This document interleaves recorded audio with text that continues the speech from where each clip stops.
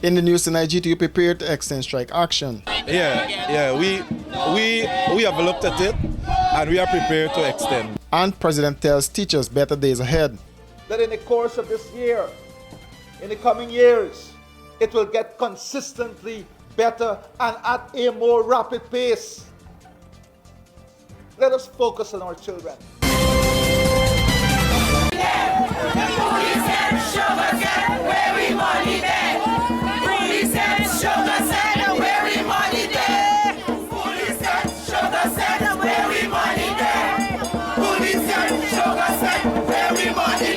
The strike action by teachers entered its sixth day today, and GTU President Mark Light said teachers are in for the long haul. This as the government continues to refuse to engage the teachers' union on the matter. Speaking with reporters outside of the Ministry of Education where the striking teachers are demonstrating, Light said the GTU is prepared to extend the industrial action. We have looked at it and we are prepared to extend our time. So the strike will be extended? Yeah. I would say industrial action, so which can take different forms. Absolutely no one has reached out to us. And we have been saying all along, we are ready to speak, we are ready to talk. While the Ministry of Education maintains that the majority of the teachers are in the classroom, Light said the effects of the strike action are being felt. Obviously, look around. The whole country is in standstill because we are seeing that schools are not operating as they should. You drive down the road and you're not even seeing children. So the entire country is affected. And if government do care about the future of our generation, they will address the concerns of our teachers. The government has also stopped the deduction of union dues from the salaries of teachers, and Light addressed the matter. According to Light, the union is exploring legal avenues. You can't just arbitrarily wake up one morning and say we're not deducting when this has been an arrangement all along. And of course, if you're doing that for GT, you have to do that for all the other unions and bodies where the teachers have authorized you, they have instructed you to do the deduction. It's not government's money, it's the teachers' money. They would have applied to the union and they instructed that these deductions be done. We have explored our legal options and so far our lawyers have advised us well, so there are some legal recourse that are being taken right now. I prefer when they're done that we speak about it.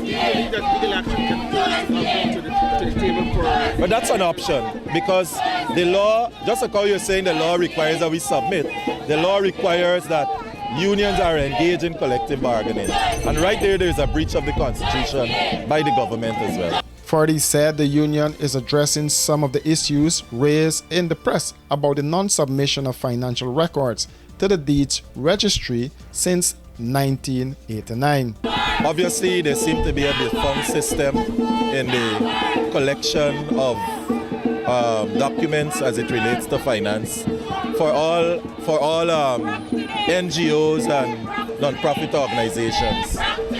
Because if you have a state that did not collect from entities since 1989, as is alleged, it's a clear case that all the principals in those offices have not been doing their duties. So you will see this reverberating across all the different unions who are not feeling the need to submit because there's no demand on submissions. We have the same situation with the churches, with the mandirs and the temple, the mosque, that they also are required to submit their financial statements. So we should check to see if the mosque is submitting their financial statement, if the temples, the Hindu temples are submitting their statements, if the churches, because those are enshrined in the law, but they're not being done. But to deem that the non-submission is a case of persons misappropriating funds is really sad, because we've had our books audit every year, especially as it leads up to our conferences. Recognition of the union No, we're not worried about that. We're not worried about that because if you read the law, you'll know what it takes for that to happen. The union president explained that the union's records are in order. He said members are satisfied that their books are audited and those reports are presented at the General Council and the union's conference, the highest decision-making body. President Afanali is asking the nation's teachers to be patient as the countrywide strike enters its sixth day. In a Facebook Live on Sunday afternoon, the head of state said his government is committed to the teachers. This as his administration refuses to engage the union on its multi-year proposal on collective bargaining.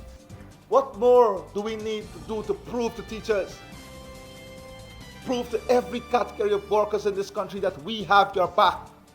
A little bit of patience and understanding, as I said when I met the teachers, that in the course of this year, in the coming years, it will get consistently better and at a more rapid pace. Let us focus on our children. All teachers being provided with grants now, $3.1 billion of grants in the school to make teaching easier, to give you more self-reliance, to give you more autonomy to the schools, the teachers. All of this is aimed at making the life of teachers better. He spoke of his government's commitment to ensuring every category of Guyanese enjoys a better life and a higher standard of living. But teachers have a responsibility too. We have to be fair. We have to have a conscience. We can't allow ourselves to put political pawns. And this is all I ask. For us to be fair. For us to look at all we have done. For us to understand the commitment I have made. And for us to put our children's interests first. I'm not going to go into the accountability issues about the union. But teachers must ask questions. But I can assure you that this government, we are committed on making the life of every single worker in this country better. But workers must also be committed to this process. Workers must understand that there is a short, medium, and long-term plan. I can look every worker in the eye and say to them, we got your back. The government has deemed the teachers' strike action as illegal, while the union has maintained that it follows all the procedures before the industrial action.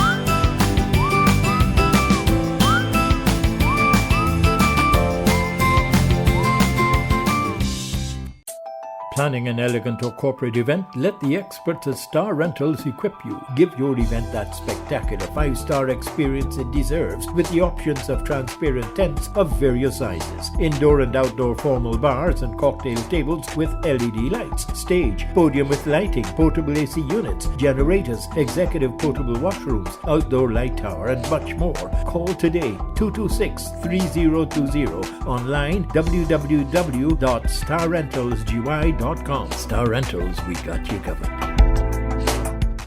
Washi. Hi people. Washing made so easy since I found Washi. Washing me use wash me clothes and I can say Wash your soap powder, wash clothes so nice. Wash your soap powder, leave your clothes color bright. Wash your soap powder, leave me clothes smelling nice, of course. So give thanks for wash your soap powder, for doing my laundry right. Keep my clothes color bright, have my clothes smelling nice for sure. I could not ask for more. Comes in lemon and original. It is a washing machine in a pack. Wash your soap powder, wash clothes so nice. Wash your soap powder, leave your clothes color bright. Wash your soap powder, have my clothes smelling nice, of course. Distributors located in the Starbrook Market. I'm Anshul. I'm the manager over here at Brooklyn Institute of Vocational Training. We provide home health aid training here. For that, we have flexible classes, which includes morning, evening, and the weekend class. You can choose any class, whichever is convenient for you. Also, this career is now at the peak. This career pay rate increases from 1909 till up to 2109 now. I speak different languages, which includes Hindi, Punjabi, Urdu, Bangla, and our certificate is recognized all over the New York because we are licensed from Board of Education. Once you graduated from our school, you can work with any agency anywhere in New York. Our address is 110-05 Liberty Avenue, Queens. Guys, I know the name is Brooklyn Institute, but we are located in Queens. I repeat the address, 110-05 Liberty Avenue, Queens. 11419 is our zip code, and my number is 929-386-0092. If you have any questions, you can always call me and I will be happy to answer all your questions. Don't forget to check our website www.myBrooklyninstitute.com. Come join our school and get home health aid certificate, as we like to believe changing lives one student at a time.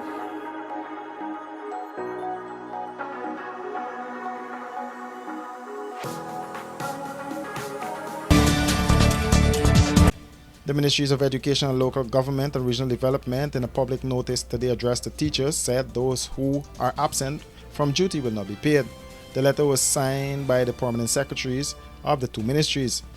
That letter details that the two ministries have received from each of the 11 education districts a list of teachers who have not reported for duty at their assigned schools and have not received the necessary leave approval and permission during the school week ending February 9, 2024.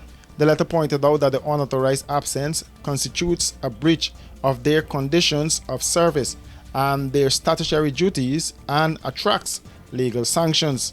Further, the letter noted that in the consequence thereof, the Ministry of Education and the Ministry of Local Government and Regional Development wishes to advise that these teachers will not be paid for the days for which they were unauthorizedly absent. This will be reflective in the March 2024 salaries in accordance with the law.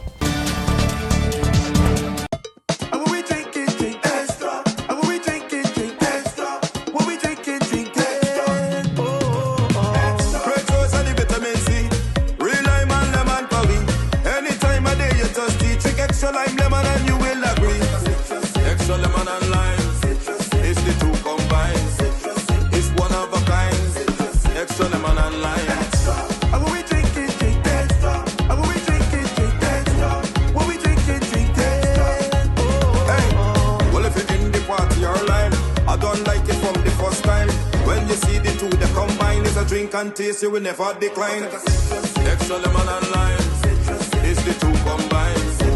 It's one of a kind. Extra lemon and lime, extra lemon and lime. Taste the citrus in every sip.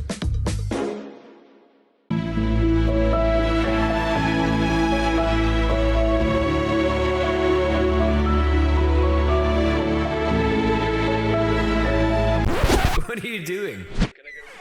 Igloo ice cream. You know it's good.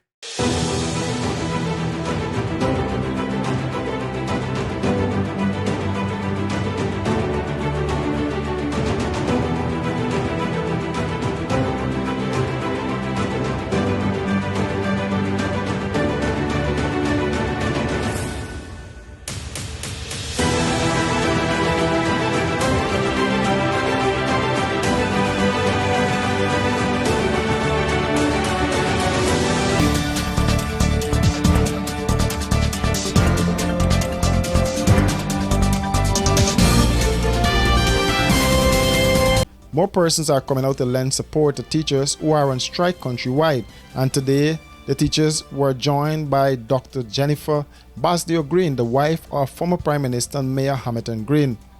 She, along with her husband, also stood in solidarity with the teachers outside of the Ministry of Education office on Brickdam.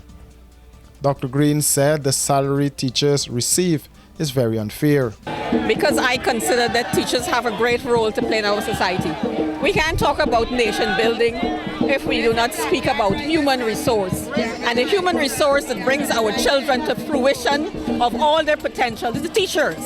So they need to be adequately compensated. She said the government can find the money and pay the teachers. With all this oil money, and we can't find the money, I think that's preposterous.